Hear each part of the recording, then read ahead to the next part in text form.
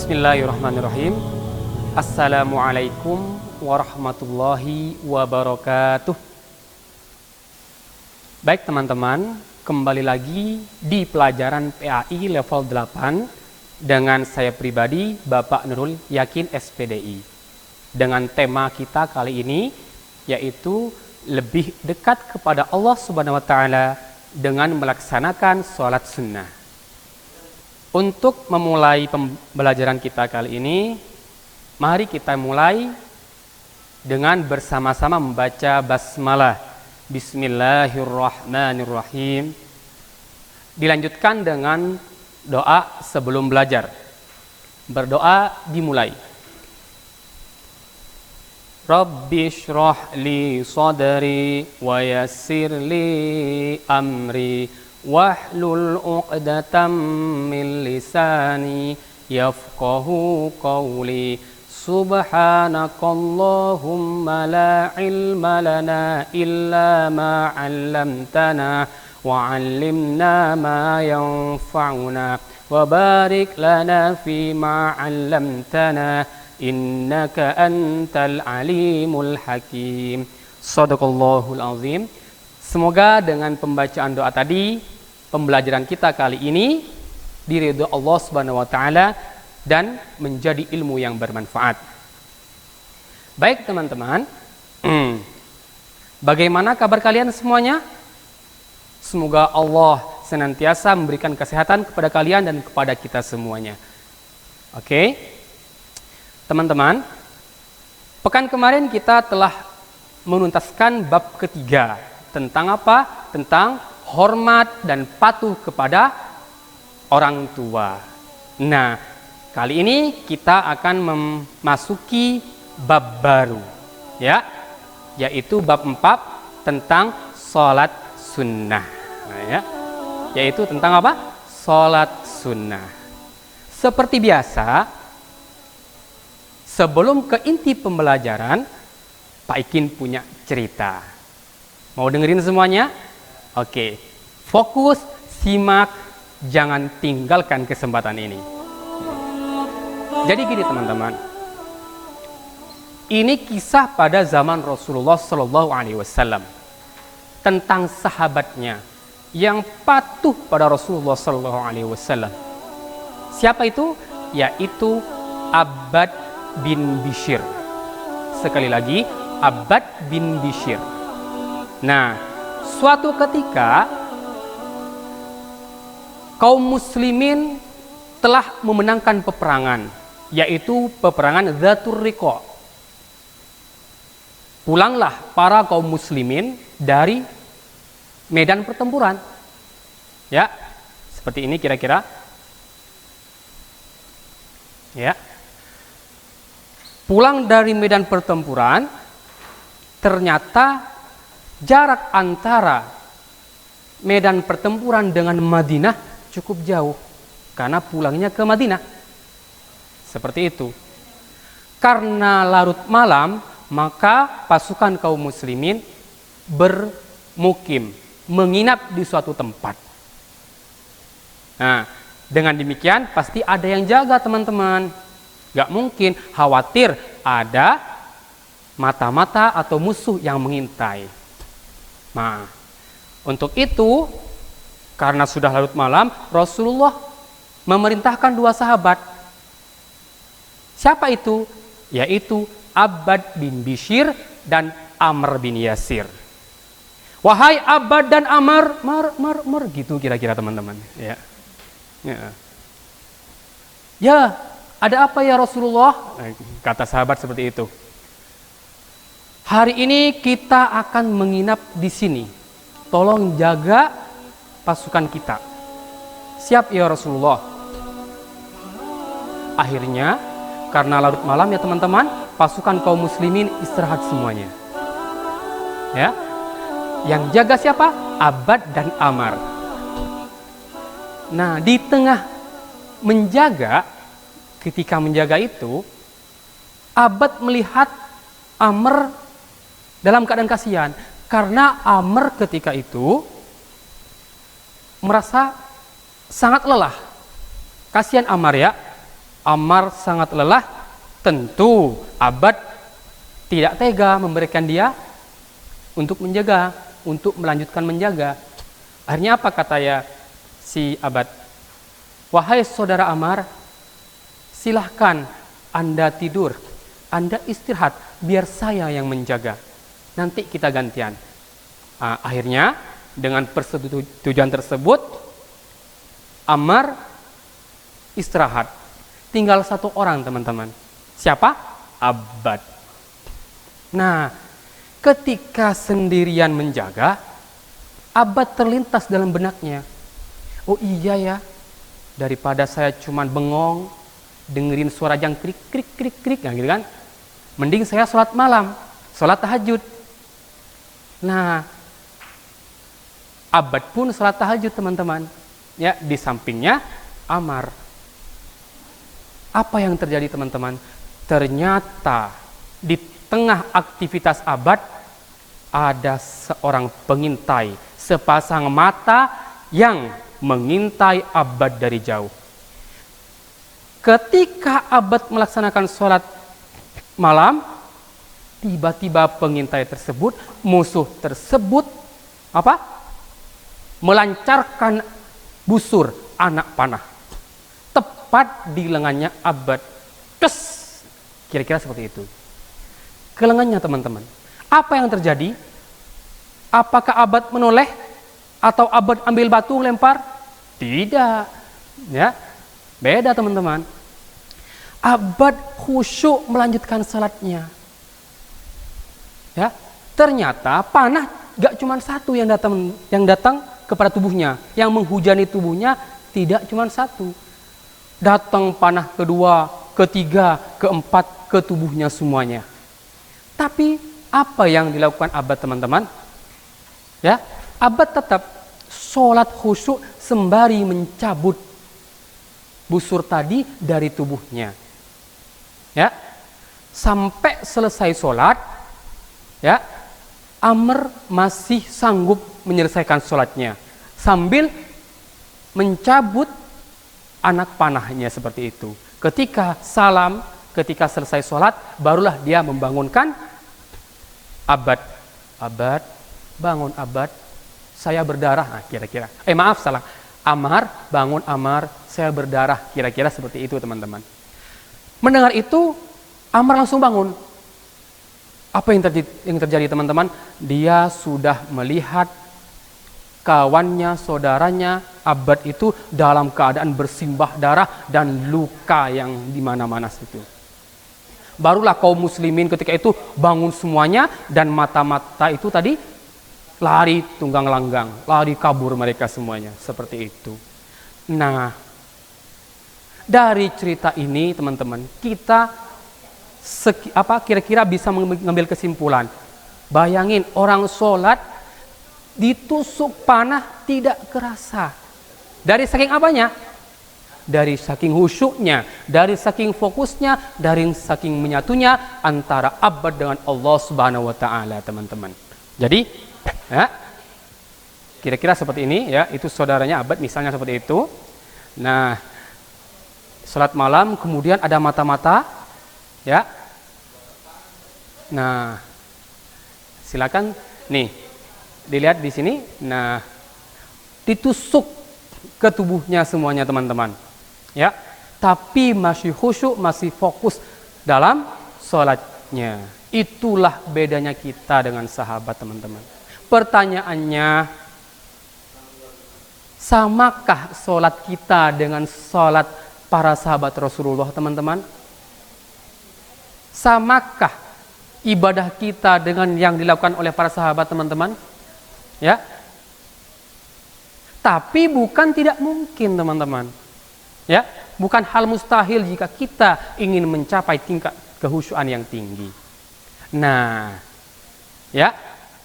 Kemudian apa salah satu supaya sholat kita, amalan kita lebih sempurna? Kalau sholat fardu bisa ditambah dengan sholat sunnah. Ya, jadi sholat sunnah itu bisa menjadi penambal yang bolong dari salat-salat kita. Sehingga kita bisa khusyuk, bisa mencapai kesempurnaan dalam salat seperti para sahabat-sahabat Rasulullah. Ya, mari kita memperbaiki diri kita supaya kita setidaknya memperbaiki diri kita lebih baik. Oke, ya, intisari dari cerita ini teman-teman, ayo, ya, mari kita sekarang jika masih yang sholatnya bolong-bolong, subuhnya sering kesiangan, oke, mari kita perbaiki seperti Abbad bin Bishr ini, khusyuk, fokus dan menyatu dengan Allah Subhanahu wa taala. Ya, itu kira-kira cerita pengawal dari pembelajaran kita kali ini. Yaitu apa? Salat sunnah sebagai penyokong, pendukung salat wajib supaya kita lebih khusyuk atau hasilnya pahalanya lebih sempurna. Begitu kira-kira teman. Itu ya. Selanjutnya teman-teman ya. Apa tadi judul kita? Tema kita yaitu salat sunnah. Tentu ada kompetensi dasar yang harus kita capai dalam pembelajaran ini. Apa? Nih, silakan Bapak share. Ya. Kompetensi dasar kita dalam pembelajaran PAI kali ini yaitu memahami ketentuan salat sunnah berjamaah dan munfarid. Mungkin ada yang bingung, Pak, salat sunnah berjamaah itu apa? Salat sunnah berjamaah munfarid itu apa? Oke, nanti Pak Ikin akan jelaskan ya. Jadi kompetensi dasar kita yaitu memahami ketentuan salat sunnah berjamaah dan munfarid. Ya, semoga bisa dipahami. Kita next ya. Oke, lihat teman-teman, itu ada kembaran Bapak Ikin di situ, kalian bisa lihat ya. Oke. Apa sih tujuan pembelajaran kita Pak kali ini? Masa kita belajar nggak punya tujuan? Ya nggak mungkin lah. Nah, pembelajaran kali ini tujuannya satu. Pertama adalah, nah lihat nih, siswa dapat menyebutkan keutamaan sholat sunnah dengan tepat. Jadi nanti Bapak harapkan kalian bisa menyebutkan keutamaan sholat sunnah dengan tepat dan benar. Kemudian tujuan pembelajaran yang kedua adalah sebagai berikut. Nih, lihat. Siswa dapat memahami ketentuan sholat sunnah berjamaah dengan benar setelah membuat mind mapping. Nanti ada tugas mind mapping ya dari Pak Ikin. Nah, ini dua tujuan pembelajaran kita kali ini ya teman-teman ya. Oke. Next. Maaf. Yes. Setelah kita mempelajari kompetensi dasar, kita langsung saja masuk ke materi. Ya. Apa pertama Pak Ikin? Masih ingat tadi kompetensi dasarnya apa? Menyebutkan keutamaan salat sunnah dengan benar. Nah, inilah. Ya. Apa sih Pak? Maaf. Keutamaan salat sunnah. Yang pertama, ya, menyempurnakan salat wajib. Teman-teman, ada enggak yang ngerasa sholatnya udah sempurna? Pak, saya anak sultan, makanya saya langsung diterima sholatnya. Pak, saya anak orang kaya, makanya sholat saya pasti diterima. Tidak begitu Ferguson. Ya, gimana? Ya, sholat wajib kita tentu banyak yang bolong, banyak celahnya, banyak salah, banyak kekurangannya. Ya, karena kita tidak lepas dari salah dan dosa. Makanya kita dianjurkan untuk melaksanakan sholat sunnah sebagai penyokong, pendukung, menambal kesalahan-kesalahan di sholat wajib tersebut. Ya. Kemudian keutamaan yang kedua apa teman-teman? Mengangkat derajat seseorang. Orang yang sering melaksanakan sholat sunnah akan diangkat derajatnya oleh Allah Subhanahu wa taala. Selanjutnya, salah satu sebab masuk surga, ya, salah satu indikator sahabat masuk surga, tentu dia selalu sering melaksanakan sholat-sholat sunnah. Tidak puas dengan kewajiban-kewajiban yang wajib aja, tidak. Tapi dia pengen merasa kurang maka ditambahlah dengan amalan-amalan sunnah seperti sholat sunnah. Selanjutnya, amalan sunnah paling utama setelah jihad dan ilmu, teman-teman. Jadi setelah jihad di jalan Allah, menuntut ilmu, ada ibadah yang juga memiliki tingkatan sangat tinggi setelah itu, yaitu apa? Ya ini sholat sunnah. Ya. Kemudian yang selanjutnya, sholat sunnah di rumah membawa keberkahan. Ada yang nanya, gimana kalau di masjid, Pak? Nggak boleh? Ya boleh-boleh saja, teman-teman. Ya, paham? Lanjut. Membuahkan kecintaan Allah Subhanahu wa taala. Ya. Siapa di sini yang nggak pengen dicintai Allah? Ya. Jangan sampai ada kepikiran saya nggak pengen dicintai Allah. Na'udzubillahi min dzalik, ya teman-teman ya. Kalau Allah sudah cinta kepada kita, insya Allah akan membuahkan surga. Dan yang terakhir, meningkatkan rasa syukur kita kepada Allah Subhanahu wa taala.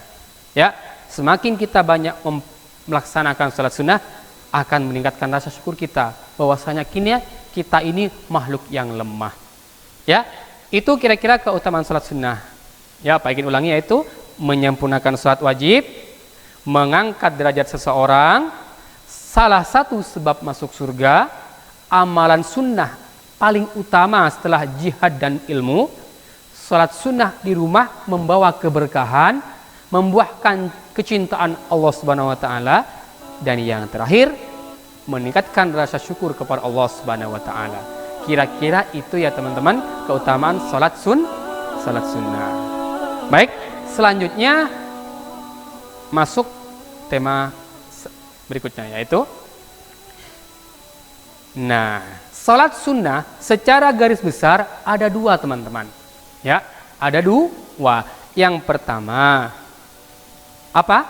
Yaitu salat sunnah berjamaah. Salat sunnah yang dilakukan secara bersamaan, ada imam, ada makmum. Seperti itu. Insya Allah teman-teman sudah paham semuanya, udah tahu semuanya. Selanjutnya yang kedua, salat sunnah munfarid. Apa itu salat sunnah munfarid, Pak?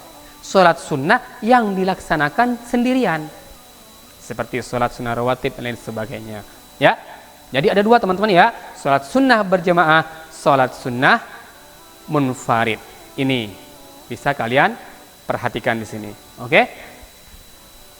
Selanjutnya kita akan membahas tentang apa saja sih, Pak salat sunnah berjamaah itu. Baik, kita sekarang akan membahas salat sunnah idain. Oke, apa itu salat sunnah idain, Pak? Perhatikan, salat idain itu artinya 2 hari raya, teman-teman. Maksudnya apa, Pak? Yaitu salat sunnah yang dikerjakan pada waktu hari raya Idul Fitri dan hari raya Idul Adha. Seperti itu. Insya Allah teman-teman udah bisa memahami semuanya. Selanjutnya, salat sunnah Idul Fitri dilaksanakan pada tanggal 1 Syawal, teman-teman ya. Ingat, 1 Syawal, bukan 1 Januari, bukan 1 Februari. Ya, patokannya adalah bulan Hijriah. Sedangkan salat sunnah Idul Adha dilaksanakan pada tanggal 10 Dzulhijjah. Ya, biasanya momen-momen ini kita berkurban kambing atau sapi. Dan di lembaga kita, di sekolah kita juga SET An-Nur, tiap tahunnya pasti mengadakan kegiatan kurban oleh murid dan para guru dan serta para karyawan. Ya. Selanjutnya, gimana hukum salat idain ini, Pak? Yaitu sunnah muakkad, sunnah yang sangat-sangat dianjurkan, teman-teman. Ya. Selanjutnya, di mana, Pak, pelaksanaannya? Ya. Tempat pelaksanaan salat hari raya Idul Adha itu di tanah lapang atau tempat terbuka. Tujuannya apa? Untuk mensyiarkan kepada orang-orang bahwasanya kita umat muslim sedang melaksanakan hari raya. Tapi gimana kalau masjid, Pak? Tidak masalah. Ya. Seperti itu. Bisa dipahami ya teman-teman ya? Salat Idain. 2, salat hari raya. Oke, lanjut. Apa sih Pak hal-hal yang disunnahkan saat melaksanakan salat Idain? Nih, perhatikan. Pertama, jadi teman-teman, ini hal-hal sunnah saat melaksanakan salat Idain, baik Idul Fitri maupun Idul Adha. Yang pertama, mandi, berhias, dan memakai pakaian yang terbaik. Masa iya kondangan, pernikahan, pakai batik yang harganya jutaan, giliran ke masjid hari raya cuman pakai kaos oblong, itu pun ada tulisannya mie sedap goreng. Naudzubillah. Ini tega ini. Ya. Makanya harus imbanglah teman-teman. Jika kalian ada pertemuan meeting pakai yang terbaik, ketika Idul Fitri pun harus yang lebih baik.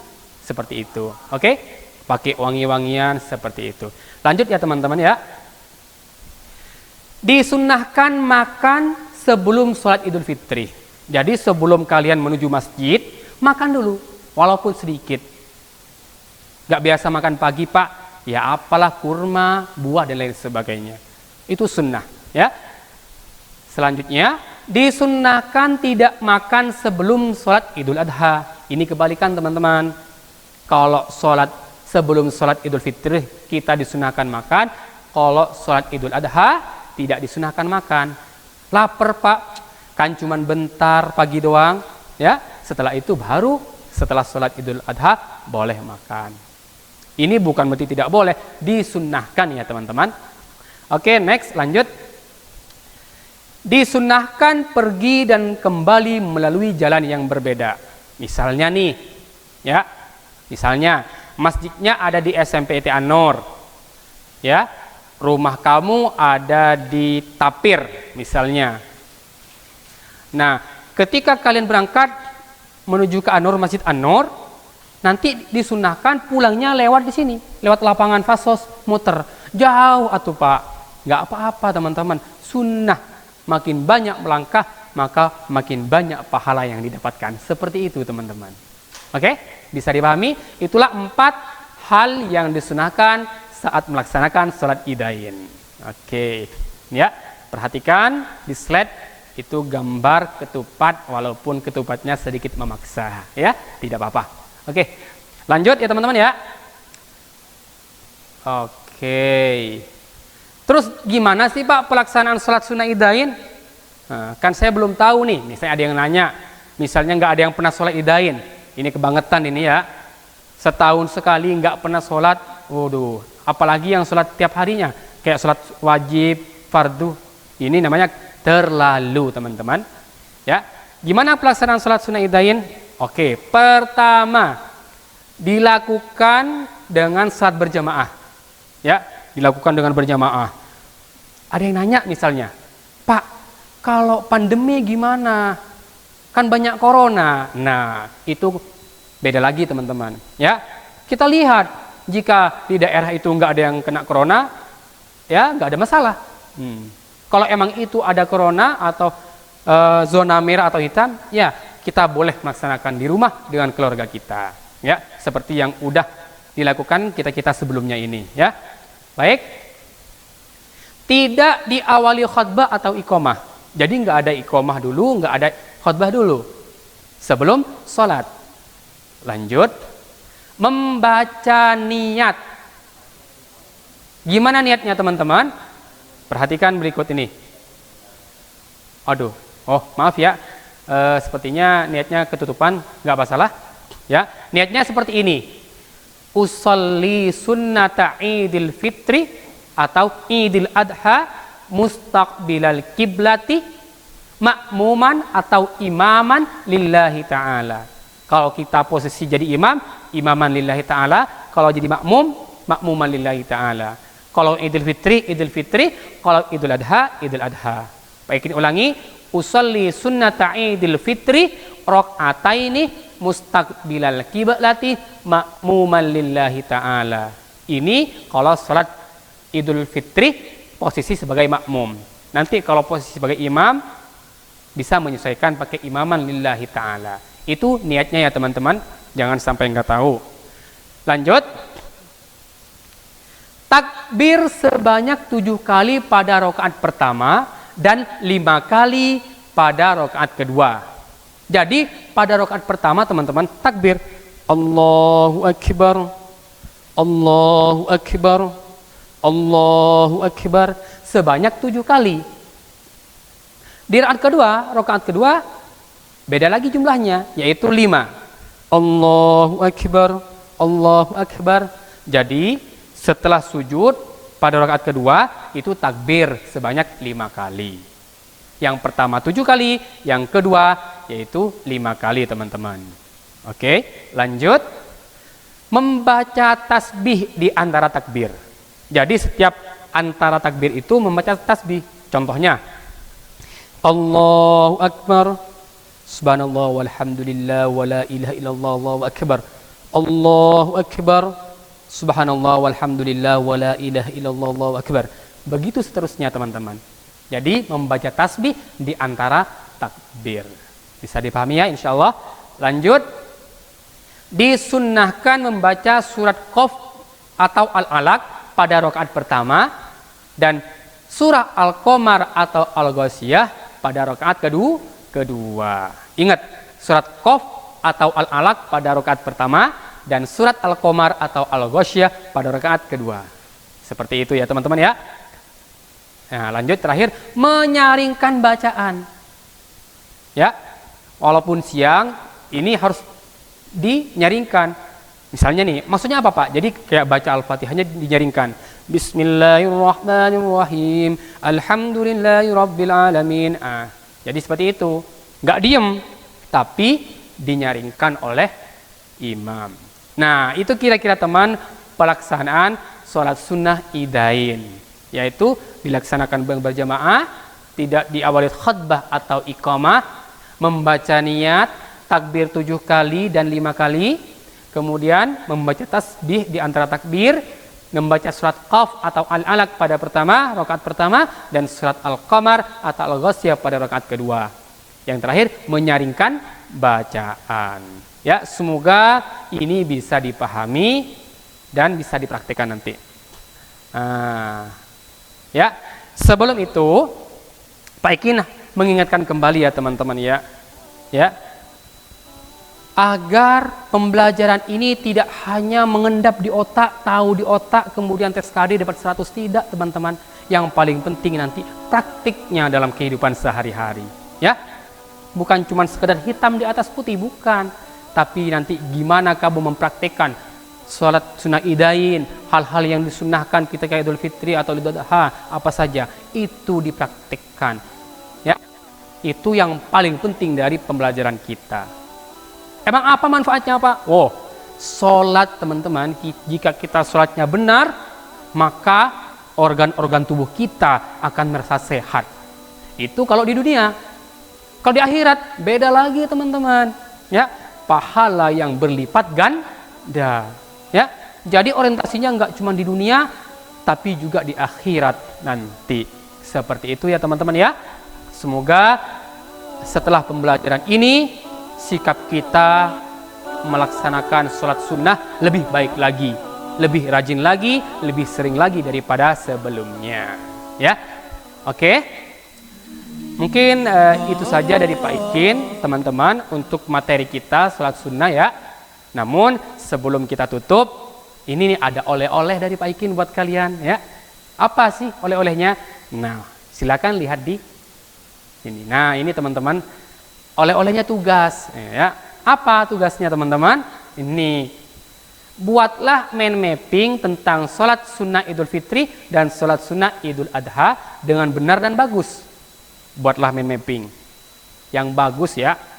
Dianjurkan mencari referensi di luar buku paket PAI yang sudah ada. Misalnya pakai buku atau internet dengan mencantumkan sumber. Misalnya ke perpustakaan, atau enggak bisa searching di internet, tapi jangan lupa kita harus mencantumkan sumbernya, referensinya. Yang ketiga, menggunakan kertas HVS dan alat tulis warna. Ya, kalau enggak Pak, istilahnya kurang mantap ya teman-teman ya kalau enggak diwarnain. Ya, kalau nomor 4, tugasnya difoto teman-teman, kemudian dikumpulkan di Google Classroom yang sudah ada dengan mencantumkan nama dan kelas.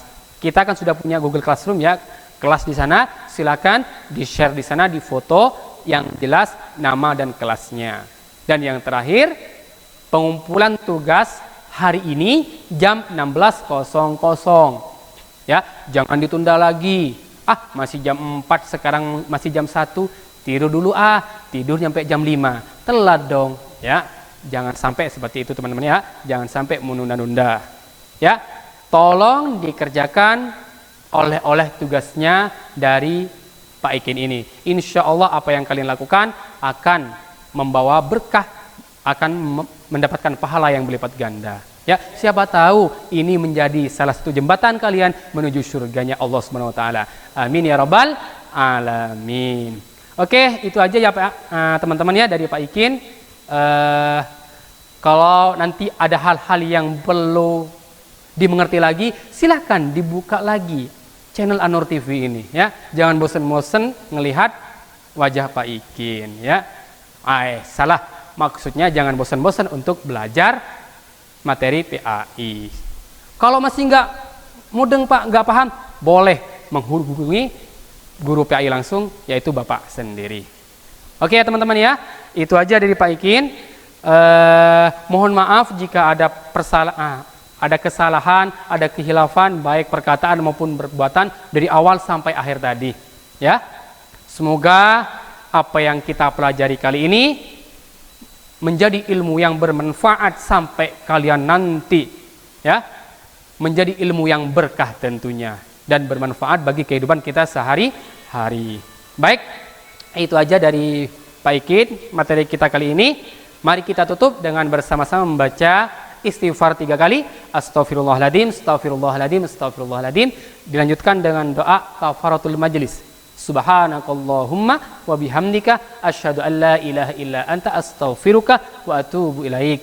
Assalamualaikum warahmatullahi wabarakatuh.